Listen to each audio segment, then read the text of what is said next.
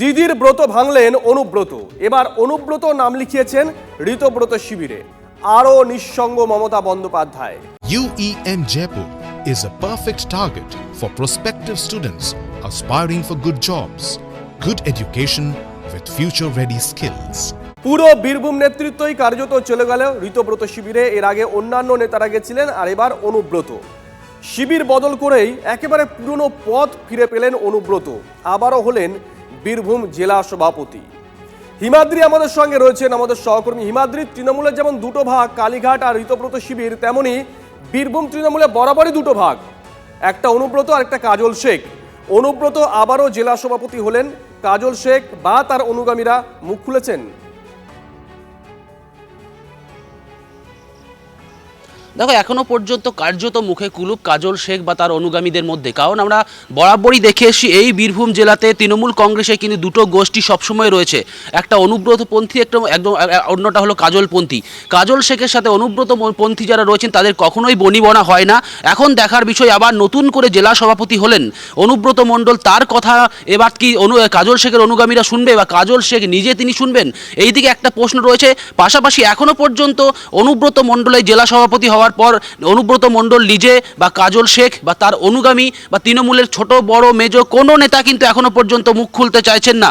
তবে সূত্র মারফত অফ ক্যামেরায় অনেকে কথা বলছেন, তারা বলছেন যে তারা এখন নিজেরাই বুঝতে পারছেন না, দিশাহীন হয়ে পড়েছেন, বিশেষ করে যারা সাধারণ কর্মী রয়েছেন, যে তারা কার সাথে থাকবেন। তৃণমূল কংগ্রেস মানে তারা জানেন যে মমতা বন্দ্যোপাধ্যায়, এক্ষেত্রে ঋতব্রত যে তৃণমূল কংগ্রেস সেখানে যোগ দিয়েছেন আবার অনুব্রত মণ্ডল কাজল শেখরা, কারণ এই ছোট ছোট যারা কর্মী রয়েছে তৃণমূল স্তরের, যারা তৃণমূলের কর্মী, তারা কিন্তু আবার অনুগামী হলেন কাজল শেখ বা অনুব্রত মণ্ডলের। কার্যত একেবারে দিশাহীন হয়ে পড়েছে এই মুহূর্তে কিন্তু তৃণমূল কংগ্রেসের যারা তৃণমূল স্তরের কর্মী রয়েছে তারা একদিকে, বা ছোট নেতা, যে সমস্ত ছোট নেতা রয়েছেন তারা অনেকেই রয়েছেন যারা ক্যামেরার সামনে বলছেন না, হয়তো ফোন মারফতে বলছেন যে এই ধরনের কাজকর্মে তারা দিশাহীন হয়ে রয়েছেন এবং কি করবেন তারা, কাকে ধরবেন, কোন নেতাকে চুজ করবেন, সেটা নিয়ে কার্যত দ্বন্দ্বে রয়েছে এই মুহূর্তে।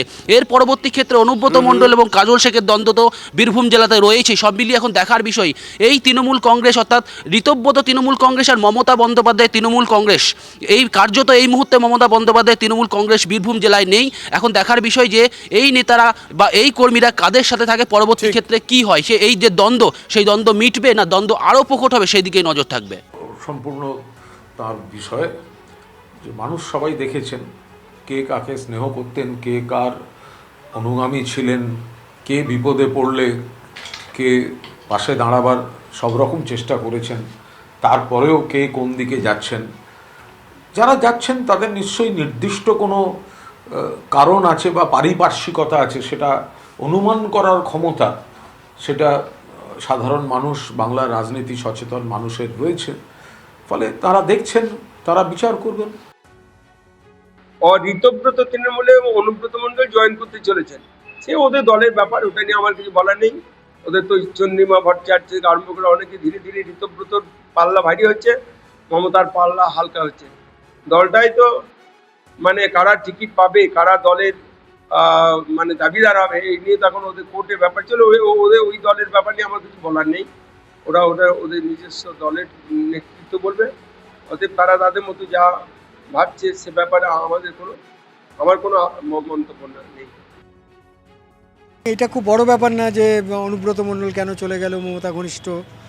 তো মমতা ঘনিষ্ঠ কারা ছিল না, সবাই তো চলে গেছে, কাকলি ঘোষ দস্তিদার থেকে শুরু করে সবাই চলে গেছে। ফলে এদের শেল্টার ওটা, বিজেপি যেমন ওদেরকে সামনে রেখে পেছন থেকে সরকারটাই এসছে, সেরকম বিজেপির এটা দায়িত্বের মধ্যে পড়ে এই অংশটাকে আবার শেল্টার দিয়ে তাদেরকে বাঁচানো আর কি। দেখুন, অনুব্রত মণ্ডল বরাবরই মমতা বন্দ্যোপাধ্যায়ের আস্থাভাজন ছিলেন।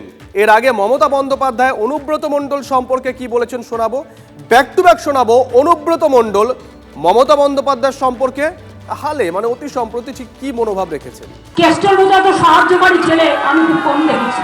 যতদিন কেষ্ট ফিরে না আসছে লড়াই আরো 3 গুণ বাড়বে। বীরের সম্মান দিয়ে ওকে জেল থেকে বের করে আনবেন, ঠিক আছে? দেখুন, টিএমসি তে কে কার সঙ্গে যাচ্ছে, আজ একদিকে কাল একদিকে, কোনটা ঠিকঠাক এটা আমাদের চিন্তার বিষয় নয়। বিধানসভায় মাননীয় স্পিকার দেখছেন, কোর্টে গেছেন, আদালত দেখবেন, তহবিল কে নেবে, কার্যালয় কে নেবে, কে কোন এমপি এমএলএ কোন পার্টি কোন গোষ্ঠীতে যাবে, এটা ওনার ভেতরের ব্যাপার, এ নিয়ে আমাদের কিছু বলার নেই। আপনারা নিজেরা বিধানসভায় ফ্লোরে যে প্রমাণিত করবে মেজরিটি সেই হবে, আর এটা তারা বিরোধী দলের দায়িত্ব পালন করুন, এটা আমরা চাই।